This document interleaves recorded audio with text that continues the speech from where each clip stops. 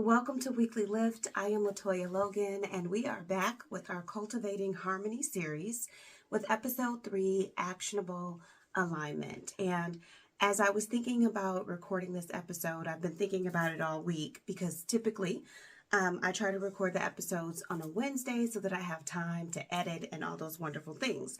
But this week has been extremely busy with responsibilities and tasks, things that I said yes to and didn't quite think about how they would stack up in the week. So I'm actually recording today on Saturday before I train today from 9 to 4.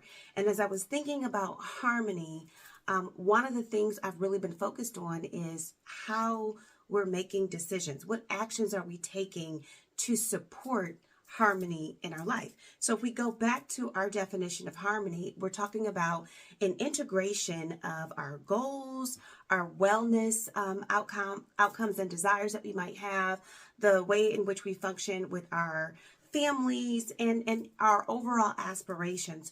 Who do we intend to be? Who do we want to become, where we feel as though everything we're doing is in harmony with that aspiration? And so as I think about that, I realize that training on Saturdays is not in harmony with my aspirations of having the impact that I want. Because now I know I'm going to go into next week a little tired and I have to train 3 days next week. And so this isn't about, can you say yes? Are you going to be able to be effective at what you're doing? It's how does this impact the overall goal that you have for cultivating harmony? And I already know, feeling rushed to record and make sure that this is up because I said I was going to do it. Training today, and even though I know it's going to be impactful for the providers who are going to be attending, I know that this is something that takes away from my overall goal of cultivating harmony, whether it's not being able to go to the gym today, whether it's not being able to do what I typically do on Saturdays to kind of reset and recover from the week, knowing the week that I have ahead. So cultivating harmony isn't simply about adding more things in. Sometimes it's really about thinking, how do we take some things out? So in the next episode, we're looking at strategic yeses and thoughtful nos. And believe me, this week is going to prepare me for that episode's content. But let's focus today on actionable alignment. And I know it's a cute phrase because when I came up with it, I was like, yeah, I did something here. But what I'm more interested in is that word alignment, because harmony really thrives in alignment. It thrives in our capacity to see the multiple things that we have in front of us and ask ourselves that critical question: is there cohesion across these things that we are involved in? Do the various activities or the ways in which we're interacting with the world really come back and support each other? Or are we on this hand over here planting a garden and really focusing on that? And on this hand over here, we're talking about solar power, or we're talking about social justice issues, whatever they may be. The point is that there should be a clear cohesion across all aspects of what you're doing. Every action needs to align. So what exactly, or how exactly, do we define actionable alignment? Actionable alignment refers to a state in which goals, success, self-worth are integrated and in agreement with one another. So if you are a person who says you really believe about environmental justice, then you're probably not going to be a person who takes a G6 or takes a private plane to get to an opportunity to protest environmental injustice. You would not do that because those two actions are not congruent or in agreement with one another. So it isn't just about, am I doing things that at the end are connected, but it's how am I doing the things that I am doing to make sure that they are reinforcing what I say I believe in. And this is about ensuring that your actions, your values, and your aspirations are creating a sense of purpose and fulfillment that can result in inner harmony. And so that would again be, what job are you working? Does that job really connect to your values, to your passion? Do you really believe that what you're doing impacts the larger idea of whatever social justice might look like for you? Are you taking care of yourself in support of whatever would be that inner harmony? So when we're thinking about actionable alignment, it's what actions are we taking, and are they in alignment with the goals, with the success we want to achieve, the impact we want to have, the way we're interacting with relationships to create inner harmony. So there's 4 areas that we focus on with actionable alignment. The first one is wellness alignment. So if we're saying that we care about our bodies and we would like to live long, but to live long in a healthy manner, then what little tweaks can we make to support that? If it's increased water, if it's movement, if it's going to see your primary care physician, if it's sleeping better, if it's maybe not having the second portion of the thing that you really, really enjoy, what small steps can you take to support that alignment of wellness? The second one is goal alignment. What are your goals? What really do you want to achieve? So in the first episode, we talked about not setting resolutions, but goals are not the same thing as resolutions. Goals can help us achieve harmony if we're setting goals that are rooted in our values and our aspirations. So if your goal is to make $1 million this year, chances are that's going to impact your wellness goals, because based on whatever industry you're in, making $1 million might mean you have to work 7 days a week. You have to work 10 to 14 hours a day to achieve that. If that's truly what you want to do, then what can you do in terms of your wellness to try to align yourself with that goal where you're not taking too much away from your wellness alignment? The third one is success alignment. How have you determined or defined success for yourself? Or is your measure of success based on others' ideas of what success may be? And so this is really looking at what achievements do you want to accomplish based on your own inner expectations of what success looks like. For me, success looks like being able to have some freedom, to spend time with my family, to have downtime, to enjoy this life that I'm building. I believe in service, but if accolades and service means that I don't get to have some rest time, then I kind of can forego some of that achievement. And then finally, self-worth alignment. And this one we don't spend a lot of time with. We talk about wellness and how that is, mental health, physical health, really engaging in preventive care, making sure that you're reducing high-risk behaviors. We talk about goal alignment and success alignment, because we can really hold those things in our hands and measure that output. But self-worth alignment is one that I think if we spent more time in, it would truly influence how we see success, how we set our goals, and what we're willing to do to support our wellness. So self-worth alignment is recognizing and accepting your intrinsic value and worth as a person.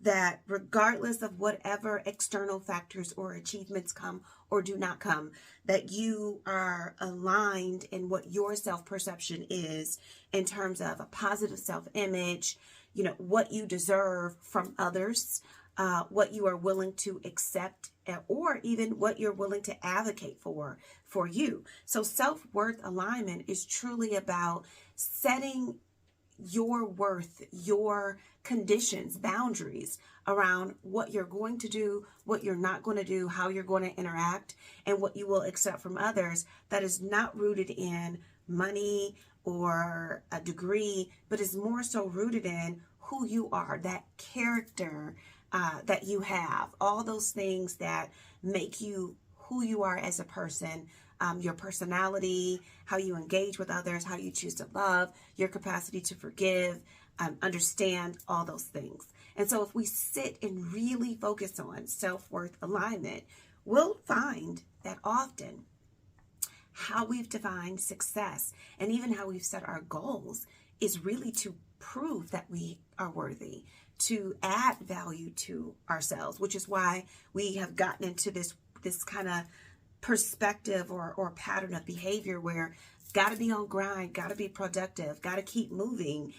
Because if I don't get this next thing, then I'm not worthy enough.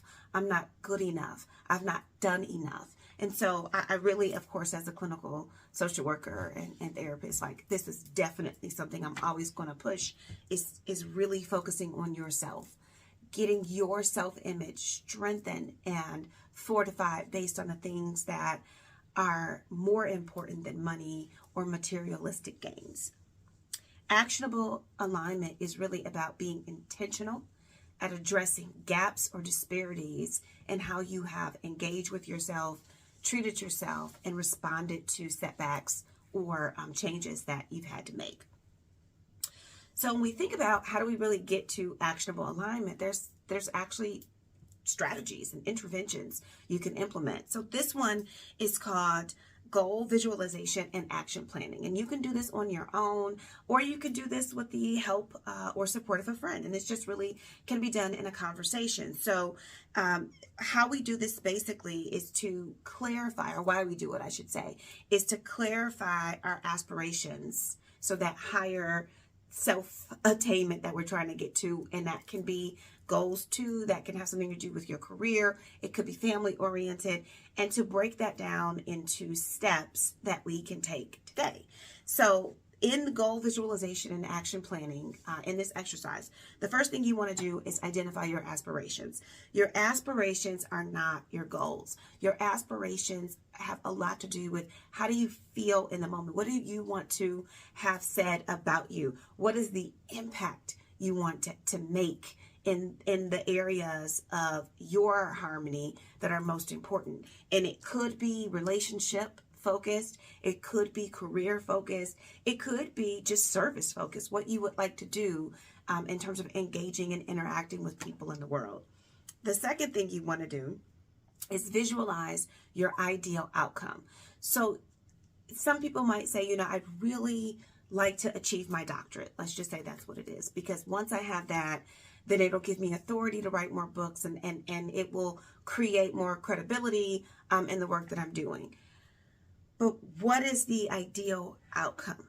Is it that you be able to reach more people? You will have learned something that will allow you to expand your knowledge and application, that it will put you in spaces with people who traditionally would not have had your point of view. That's what you want to document, is what is the ideal outcome. And then identify what are potential obstacles. So you want to speak to a crowd of 50,000 people on a topic specific to, let's say, social injustice and academics. And you really want to highlight how location of where you are is connected to outcomes for education. What would be barriers to you doing that? Is this a research issue? Do you not have enough of people in that area to network you so that you could meet with other people who could be more supportive of that? So you want to identify all of the potential barriers, and then you want to prioritize your values connected to your aspiration so that you can prioritize what steps to take. If your primary value is service, then maybe the primary steps are really working in the community and obtaining more information so that you can strengthen your compassion and understanding. If your primary outcome is to obtain a professorship, then maybe networking with other professors or obtaining a job teaching at a school, even at a community college, is going to elevate you into the spaces where you can get to that level. The point is, once you understand what you value most, then your aspirations can reflect that. And so the steps that you're going to take to implement that plan are going to be values-based.